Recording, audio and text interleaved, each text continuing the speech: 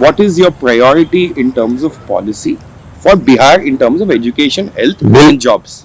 बिल्कुल priority clear है। बिहार को गरीबी से निकालने का एकमात्र रास्ता यहाँ के लोगों के लिए पढ़ाई, रोजगार और भूमि सुधार, क्योंकि यही 3 रास्ते हैं जिससे लोग गरीबी से निकल सकते हैं। आप पढ़ लिख कर रोजगार पा लेंगे, नौकरी पा लेंगे तो आप गरीबी से निकल सकते हैं। अगर आपके पास अच्छी ज़मीन हो, खेती करके भी आप गरीबी से निकल सकते हैं, या फिर अगर आपके पास पैसा पूंजी हो तो आप कोई रोजी रोजगार करके गरीबी से निकल सकते हैं। तो हमारी जन स्वराज की पॉलिसी प्रायोरिटी बिल्कुल क्लियर है।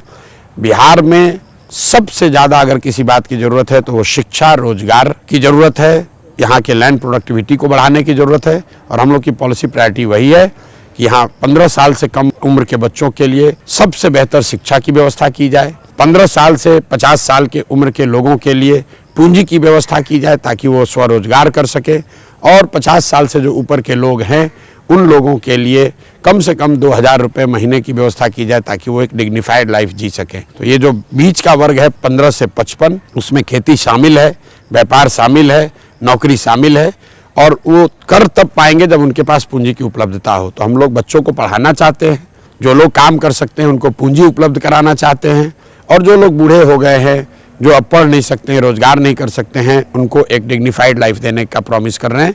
ये जन स्वराज के जो 5 वादे हैं, जो हम लोग कह रहे हैं कि जन स्वराज आएगा तो कम से कम ये 5 चीज़ हो जाएगा।